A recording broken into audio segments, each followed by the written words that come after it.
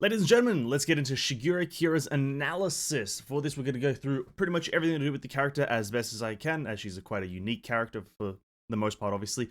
We're going to go through everything, talk about it, and come to the conclusion of what she does, what role does she feel, how good does she do it, how unique, whatever, all the big stuff about knowing how a character works in Honkai Impact. So, let's get into it. As we can see on screen, she's an SP character, meaning that she can be gotten for free just through grinding. Her type is mech, her element is ice, and she uses a pistol, but she also plays a support role. I didn't write that here, but she is a support character. You may believe she's a main DPS due to some of the numbers that you may see once we get into the ultimate, but she is a support character by a large majority. So going on to her first passives, I'm mostly going to be just looking at the green stuff. If you want to pause the video and read all the text for yourselves, by all means go ahead and do that, but I'm going to be focusing on the green things because they kind of play a much more important factor into her general playstyle. As well, this is all based on version 2, because I can't find much information about version 3 of Honkai Impact. So again, if a lot of this stuff is outdated, I do apologize, but hopefully this gets across the general playstyle. So first things first, when Kira is present, increase the max HP by her by 1000 and her team HP by 2000. You can kind of assume that she maybe has some HP mechanics, which is true once we get into the Stigmata. Going on to the left side here, when on the field, teammate hits an enemy, Kira gains an encore stack. That's 1 there. Weapon active from a teammate gives a Kira 3 encore stacks, and an ultimate from a teammate gives Kira 5 encore stacks. At 10 stacks of encore, you can trigger Kira's QTE. This is the main way that she's going to be triggering her QTE because she's a background kind of support character, much like Hacksaw Bunny or Starlight Astrologos. She kind of has that background playstyle. But that is the one mechanic. You have the encore stacks, which you just get from on-field teammates that give Kira off-field stacks. Going on to the right side, for the most part, passive 1 is kind of like the SP stuff, but when Kira is off-field, when a teammate attacks and deals damage, Kira gains 15 SP every 3 seconds because it's a 3-second cooldown. A very good SP regeneration tool, and it's probably going to make her very, very fluid. Second passive, when QTE and ultimate hits an enemy, they receive 12% more elemental damage, lasts 15 seconds refreshable, and also restore 3 SP for the whole team.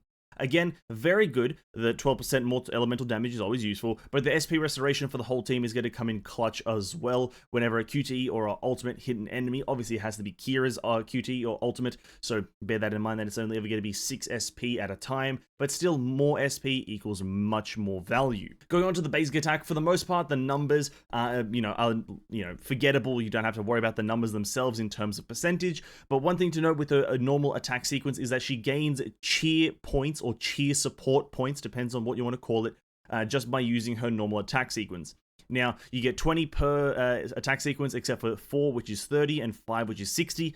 And to just clarify what her cheer support is, or cheer points are, is they are the resource that you use to cast her charge attack. That's all it is. We'll get into that once we get to the charge attack section. Now, this is where the passives get a bit hefty. So you have 2 toggleable here, passive 1 and 3. They are kind of interchangeable for the most part, and it really is going to depend on what playstyle you want to go for. But essentially, you can toggle them on. And so then the first one is when Encore hits 10 stacks, you can trigger QT, Kira's QT, which is then Kira enters into the background, deals 800% attack of ice damage, and then when entering through the QTE, consume all Encore stacks and inflict 6 rhyme trauma points to hit the enemy. That's great. This essentially makes your QTE a background QTE. So prior to toggling this on, your QTE would bring Kira onto the field and have her be the on-field character. You toggle this on, this makes her now a background character. Now, it is heavily encouraged to have this on because she kind of plays that background character role. So I would encourage to have this on. And going down to the passive 3, it's kind of the same thing but for her ultimate. So passive 3, which is a toggle, when Kira is on standby and meets all the conditions to use her ultimate, which is the SP, you can use the off-field ult. Off-field ult will consume all encore stacks. For each stack consumed, final hit will inflict 1 additional rhyme trauma and recover 0.5 SP for the team, max 6 stacks. Now, you may get confused here as to where you want to spend your encore stacks and whatnot. You may be a bit confused there. Here's how it's going to go. The only bonus you get from using your Encore stacks on passive 3 is the additional rhyme trauma and the additional SP for the team. There is no added bonus damage, there's no added bonus fun, there's nothing like that. So, you're going to have both of these passive 1 and passive 2 toggled on, passive 3 I meant toggled on, but passive 3 is not where you are spending your on-call points, essentially. You're going to try to spend your on-call points on your QTE because you get more damage, obviously, and it triggers as a background effect. That's the main part we're here for, is the background effect. The character does not have to be the main character on field to trigger the things. And so you get these effects whilst also doing other things, thus conserving time. So you want both of these toggled on, and whenever you do hit that 10 on-call threshold, you want to use your on-call points on the QTE portion. Now, as for the gameplay and how that's going to sound, I'm not 100% sure, but we'll address that as we go throughout the video. But yeah, that's going to be how that is. As for passive 2, this is just your cheer support. You start off with 300 and casting QTE restores 150, which is great. But yeah, passive 2 is neither here nor there. The evasion skill section, I'm not exactly sure why this was very bare and barren in the video that I got this all from. But you have a global time fracture, and your global time fracture restores you 100 cheer points. This area, I'm just going to skip over this because there's not a lot of information about this that I could at least find for the most part. So we're just going to mull over it for now. The ultimate is an area of importance, but also not importance. The left side, not so important. Just the raw ultimate itself is just damage. 500% plus 500% plus 700%, 1700% is a lot of ice damage that gets boosted exponentially with all the buffs that you have on. It's very powerful, very high damage, and each shot inflicts full rhyme trauma, which is obviously very useful. But the most important thing is to know how the time stop effect works. Now, the casting of the ult animation, that small animation that you have before your ultimate actually goes off or you are in your ultimate mode, there's no time stop there. Because of the way that Kira works, and because she uses essentially a sniper rifle / pistols as her weapon, kind of, it's a bit odd, because it looks like a sword. Because she uses a gun, she actually goes into a sniper mode to inflict her damage. And so the animation of getting into that sniper mode, there's no time stop. The time when you are aiming down your sights to shoot at the enemies, that is when the time stop is active. So remember that. When the time stop is active is when you're aiming down the sights, not during the animation. Going on to the right side is where you're actually getting all your bonuses. Passive 1, when enemies are hit by the ultimate, they receive 15% more ice damage, 15-second duration, refreshable. Passive 2, when the ultimate's final shot hits an enemy, so it's the final shot, because you get 3 shots in total from your ultimate mode. When the final shot hits an enemy, all team members' total damage plus 15%, and ice damage plus 10%, which is very, very good, specifically, obviously, in an ice team, but does make the character fairly universal because of the team total damage. And then passive 3, for every ult shot that hits an enemy, the whole team gains 7 SP, which is then each shot that hits also reduces Kira's ultimate cooldown by 1 second to a minimum of 12-second cooldown. This is a very powerful passive, mainly because of that SP regeneration, essentially refunding 21 SP to Kira herself, which is extremely, extremely good. Now, I didn't quite catch the SP cost on this. I don't think it was there, so I do apologize. I can't quite tell you the SP cost of her ultimate, but you can surmise that it might be 100 or so, and a 21 refund on this just for hitting all 3 shots is very, very powerful. So overall, her ultimate is very good, extremely powerful. The raw ultimate itself doesn't do much, but the boosting, the team-wide boosting that you do get from using her ultimate and hitting the shots is very, very powerful. Onto the charge attack though, simply put, it's just a charge attack that you use, but it does have a very nifty effect. So essentially you use your cheer support, you need 150 cheer points to then consume 150 to then deal it, but you can have a total of 300 from my understanding. And generally speaking, the damage is going to be fine. 600% attack of ice damage is a-okay. But the reason we're here for the charge attack is the additional attack times 10 damage counted as HP loss effect. Now, this is an important mechanic going into the future of Honkai and a few of the enemy designs that we're going to see in the Memorial Arena, is because they're having a new effect. Now, this is also seen throughout Chapter 37. It's this kind of like green HP bar that the enemies have, and they take like a 99% reduced damage. You're going to need this effect that Kira is providing, the HP loss effect damage. It is essentially damage that is calculated before it's dealt, and then when it's dealt, it's essentially directly minused from the enemy, essentially working as a HP loss effect, removes the HP instantaneously. You're going to need this character for a few of the upcoming kind of stuffs. I'm not going to go into detail because I don't know 100% of the extent of how it goes, but essentially enemies are going to have a shield that you're going to need this effect for. You can do it without it, but it's also going to be a miserable experience, so I'd recommend at least getting some form of Kira just to have this HP loss effect in the works. That is that. Going into the first passive, when charge attack hits an enemy, Kira's total damage plus 30 and ice damage plus 20. So she buffs herself up like crazy when she does a charge attack. This is mainly for her in like Elysian Realm, or if you want to try to play her as an on-field main DPS, but as a support, not too crazy. And then passive 2 is more to do with the HP loss effect. Charge attack additionally deals attack times 140 damage, HP loss effect, which is even further more damage. And also, when Kira's charge attack hits an enemy, restore 15 SP, which is also very, very good. So all in all, her charge attack is just mainly for this new effect that they are adding to the enemy's HP bar. Now, it is very, very strict, and I will advise players just get Kira just for this effect. If you're not investing in her, it doesn't matter. Just get her for this effect. It's very, very useful, very, very handy to have for the future. And that wraps up her base kit.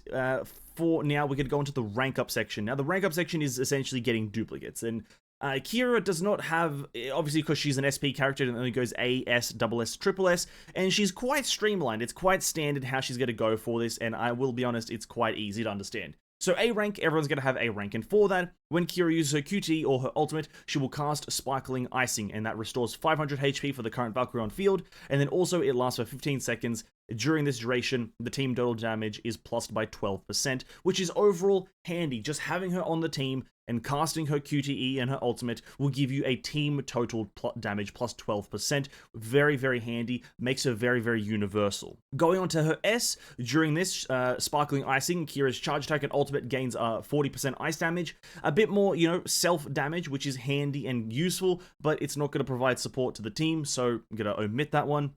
Double S, during the Sparkling Icing, when Kira's ultimate hits an enemy, the enemy that is hit will receive 12% total damage for 15 seconds, which is refreshable. This is the next support one, which is a very good support thing, the next must-have essentially. And then Triple S, after triggering the Sparkling Icing, team weapon active total damage plus 30%. When enemies receive a hit from the team weapon active, any enemy hit receives more ice damage, yada yada yada, more ice damage, more ice damage. Cooldown 6 seconds, last 10 seconds, refreshable. Essentially, the Triple S is only useful if your character is a weapon active damaging character, which there aren't a crazy amount of them.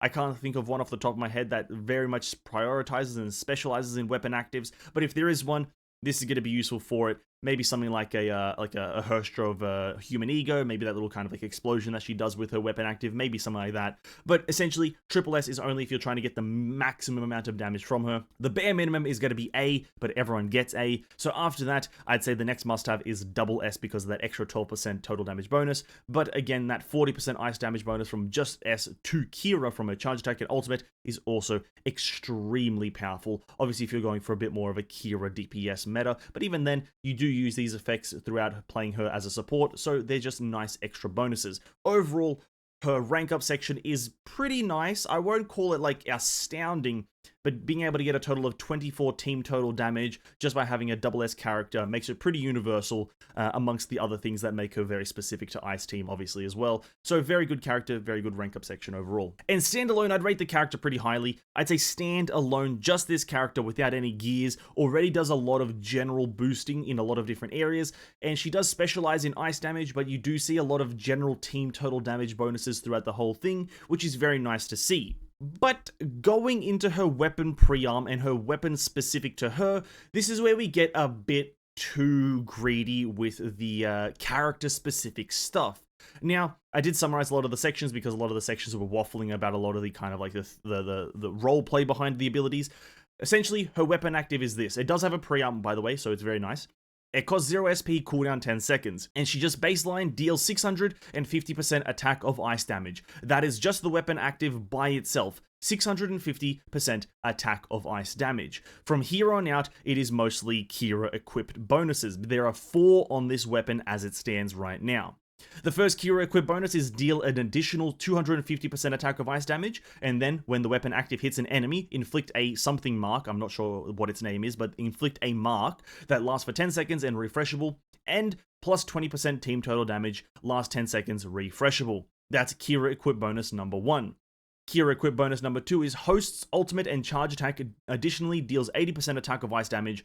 QT additionally deals 120 attack of ice damage. So That's Kira equip bonus number 2. Dropping down to passive number 1, team elemental damage plus 20% and wielder ice damage plus 25%, which is very useful. This is just a passive, but that's when we get into the third Kira equip bonus. When basic attack, combo attack, or charge attack hits a something marked enemy, which is the mark from the initial weapon, gain a 5 SP, cooldown 5 seconds, which is great SP regeneration.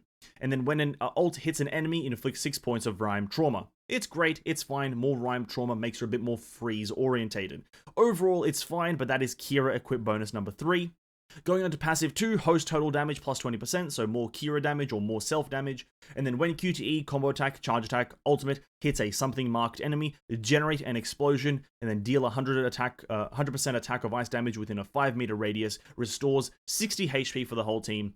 Each type of damage that triggers this has a 5-second cooldown, essentially meaning that your QTE, your combo attack, your charge attack, and your ultimate can trigger this effect individually and all have their own individual cooldown. So you can trigger it with your QTE, and then switch into that character and trigger it with their combo attack, and then press the ultimate and you trigger this explosion dealing again. So you can get a bit of value out of that, but again, it's not crazy. And then the final Kira equip bonus, number 4, is marked enemies take 10% more ice damage, which is crazy, which is great, but again, it's a Kira equip bonus, and that makes up 4 total Kira equip bonuses on one goddamn weapon, essentially making it that this weapon has about 50% value on any other character, but on Kira it has 100% value, which is fine for the most part, but unfortunately, this is like one of the only weapons that has this kind of like split between being 100% value on the specific character and then almost being 50% value on any other character. Usually it's about a 75 to 80% on off characters and then 100% on main characters.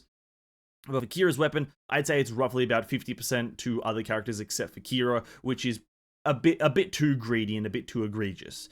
But that is the weapon. Now, if you're looking for alternative weapons that you can use in place of her signature, these are the only two that I could really find that would maybe have some value. There aren't many pistol support weapons. Most of them are main DPS weapons. And the Tranquil Rhapsody is a main DPS weapon, but it's also a main DPS ice weapon, so it could probably work on her. So be that as it may, that's going to be your best for ice damage. If you're looking for a bit more support-ish, Echo of Paradise is going to be your next bet. All it does is team total damage. It doesn't do anything other than that. It also does paralyze application, if that's what you're into. But the team total damage is all you're going to get from this. Going on to her signature stigma, Cecilia Youth. This is also where we get very, very specific to her character, and it's going to be very, very word heavy, so bear with me as we go with this. As per usual, the bottom stigma is the best one, so ice damage plus 25%, and then after casting her weapon active, all team members enter the dance state. This lasts for 15 seconds. When the host HP is greater than or equal to 2,000 or 6,000, the team gains elemental damage 20% or 35% depending on your HP threshold. And then for every 400 HP over 6,000, increase this effect by 2% to a maximum of 10% increase, so you need a total of 8,000 HP to get the maximum 10% bonus here. That is fine and dandy. It's a bit of a HP requirement, and Kira is one of the few characters that can get above that HP threshold. But there is a Kira equip bonus here, though. This effect can also be triggered by casting the QTE and the ultimate. Previously, it was just weapon active, and it's going to be weapon active for every other character except Kira. But Kira can do it through her QTE and ultimate, which is great to hear, but it's another Kira equip bonus. Top piece, rather. The ice damage is plus by 30%, and then during the dance state, when HP is max HP is greater than or equal to 2,000 or 6,000, team gains total damage plus 10 or 15. If max is over 6,000 for every 400, increases effect by 2%, max 10%. Again, you need 8,000 max HP to get the full effect, which is fine for the most part. Again, you're going to need top and bottom to kind of work in conjunction with that, but bottom is obviously the priority because that's the only way to actually get the dance effect or the dance state.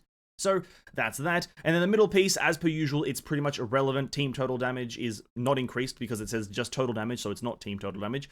Total damage is increased by 20%, and then when charge attack or ultimate hit an enemy, deal additional flat ice damage of attack percentage, and then weapon active total damage increased by 20%, 30%. I've just lost the ability to read halfway through this video. That feels great. Weapon active total damage is increased by 30%, not 20. The middle piece is mostly irrelevant. If you get it, it's just to get the 3 set bonus. Going on to the actual set bonuses, though, this is where I actually get very upset about this set effect, essentially. So going on to the 2 set, team total damage plus 20%. When host enters the field, all enemies receive 12% more elemental damage and receive 5% more total damage. If the max HP of hosts exceeds 6,000, enemies receive an additional 2.5 more total damage for every 400 extra HP, max 12.5. Last 15 seconds refreshable. Again, it's the same effect that we saw on top and bottom, is this thing that's dependent on HP. You're going to need 8,000 in total to get the full effect, so just have 8,000 HP on the character. If you can't achieve that, then you're losing a bit of value, but it's fine for the most part because it's obviously made for Kira. Now, the part that makes me a bit upset is the part that's highlighted in yellow. Kira Equip Bonus. So again, specific to Kira. Now, what this does is it automatically get max bonus buffs from the bottom set and the 2 set, which essentially mitigates the need for getting to 8,000 HP, which is the point of this character. Because it's mostly easy to get to about 6,000 HP. Mostly, obviously. There are ways that you can go about it to get 6,000 HP, but it's difficult to get to the 8,000 HP threshold, and that's why Kira would obviously be the choice, because she has a passive that increases her max HP by a flat amount. But they also made it a Kira Equip bonus to automatically get rid of that requirement of 8,000 to get the max bonus buffs, essentially making it that you can get this 12% here extremely easily without really trying. And I'm not a massive fan about that. It removes a bit of thinking, it removes a bit of thought, and it also kind of contradicts with the passive she has of getting an extra HP bonus by about 1,000. So, not an overly large fan of this Kira Equip bonus, and I do hope that this gets reworked, but again, I'm looking at version 2 things, so if this is reworked in version 3 and further on, that's great. But going on to 3 set, her self QTE and weapon active ice damage is increased by 30%, which is fine, and then Dance State can also be triggered when the host uses their ultimate. Through the 3 set, it's only when the weapon active, but then again, it also just says Kira Equip bonus casting QTE here, so for Kira, she can just trigger it regardless of whatever. But if you get the 3 set, you can also trigger it with another character's ultimate. So if you do 3 set on Partafellis, you can do that through her ultimate as well, which is fine. So it's a bit of an extra weird caveat to help other characters with this set. And then in Dance State, Valkyrie gains ice damage plus 25%. Now, I put Dance State question mark because it didn't say specifically something state, it said something else state. So I just put Dance question mark, but assume that it is in Dance State, the Valkyries gain ice damage plus 25%. And overall, I'm kind of okay with this set. It's mostly fine, to be quite fair with you, because most characters will be able to trigger the 2,000 HP threshold to get some form of bonus here. So if you're looking for a support set for ice characters and just general kind of characters, this is absolutely fine. You will get that 2,000 HP threshold 99% of the time, and that's going to give you a bunch of bonuses, 10%, 20%, as well as potentially if you have the 2 set, that's going to give you that stuff there. So it's going to be fine, but I'm not a massive fan of the Kira Equip bonus being so strong and essentially removing a part of thinking from building the character, specifically when it comes to such an intricate mechanic like HP and max HP management. So it's overall fine, but I'm not happy about the Kira Equip bonuses. But then again, I haven't been happy about the Kira Equip bonuses throughout this whole video. Now, going on to some alternate stigmata. Now, I'm not going to read half of this text, by the way, I just put it here for some flavor, and if you guys want to pause the video and check it out. But these are the sets that I'm going to recommend. You have Shariak, or Mrs. Shariak, which is farmable. You can farm that through the Universal Mirage, and that's going to be a pretty decent one for her. It's not going to be best in slot by any means. It's going to be okay at best, but it's one that is farmable, and you can get it for free, so you may as well try if you'd have nothing else. Bastet, though, is going to be a good one that you can try to get. It's old, and it's kind of like maybe a filler piece that you can do, but it's a support one that is focused on freezing enemies. And as Kira does have a lot of rhyme trauma application, Bastet would be pretty good. It's also going to give her a decent amount of self-damage, which she does a lot of already. And then last one is Turgenev. It's an old one as well. It's a bit older than Bastet, I believe, but Turgenev is an old one that you will need a 2-set minimum. The reason for this is so you can get the 2-set effect, which is something to do with hit range, because generally speaking, this one is summoned entities, but her 2-set does a hit counter thing, which lets you apply the hunter mark due to other means. So you're gonna need 2-set minimum, but this one is an old one that can also function quite well. Now, there are other sets like Sushang and whatnot that you could use, but I didn't want to recommend them because they are much newer and they are much harder to get than these old ones that you may be able to get through some other means. So these are the ones that are kind of recommended, but again, read things carefully to see what they are, but generally speaking, these ones would work just fine. And that's pretty much where I'm gonna wrap this whole kind of section up and mostly wrap up the video. Because this character is unique and I have very, very little experience, I think it would be pretty much wrong of me to try to act like I know how to play her and how the gameplay would work. A few of the other characters that I've covered in the past, their gameplay is pretty much assumable and you can kind of come to a conclusion on how they would work. But for this character, as I've never really worked with these background QTE characters and how they function, I've never really had much experience with them, I'm not going to try to, put forward an idea of how to play them, as it will 99% of the time be wrong. My only take that I want to say this is that her ultimate is going to be the part where you switch out and go into DPS mode. Everything else is that Kira does is just going to be small effects, like her charge attack is to get rid of the HP loss effect, her QTE is to build up her stacks, and so on and so forth. But yes, after the ultimate, that's when you go into the damage phase. Now, as for this little summary here, she's a background QTE character. Now, I didn't mean to move that. I wanted to drag this and highlight it. She's a background QTE character, which is great. She plays in a very specific way, and it's a very useful way to conserve time in the time-limited or time-gated modes like Abyss and Memorial Arena. So very good there. Her ultimate is her damage phase, which is good. She has a unique HP loss effect, which is going to be useful against the future bosses that are being added after Chapter 37. And then the last point is that her signature gears are hyper best in slot. Hyper best in slot. Her best in slot gears are 2 times better than the next best thing, because they are so specific to her playstyle, so specific to her because of the amount of Kira equip bonuses. Now, you can view that as a positive or a negative, but I believe that it's a bit more of a negative. But with that, I want to wrap up this video because it's already been a 20-odd to 30-odd minute ramble about this character that I probably won't even roll, and I probably won't even recommend because she's a cringe lord, Maximus Dingus Bingus. The character is going to be very powerful for the future, but my current perspective on this character is that she's, I don't like the way that her gears are structured, and I don't really want to kind of condone this kind of structure of a character where everything is hyper specific to her, when build variety is kind of like the name of the game, the aim of the game, at least in my opinion. So that's Kira. Hope you guys did enjoy. If you did, I guess like and subscribe to the video, or subscribe to the video. You can't really subscribe to a video. Like the video, subscribe to the channel, and have a great day. I'll catch you guys in the next one. Have a good one. Peace out.